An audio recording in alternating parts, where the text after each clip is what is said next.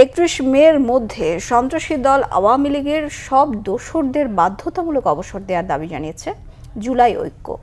Press ক্লাবে এক সংবাদ সম্মেলনে বিভিন্ন সেক্টরে থাকা স্বৈরাচারী দোসরদের তালিকা প্রকাশের কথাও জানায় সংগঠনটি।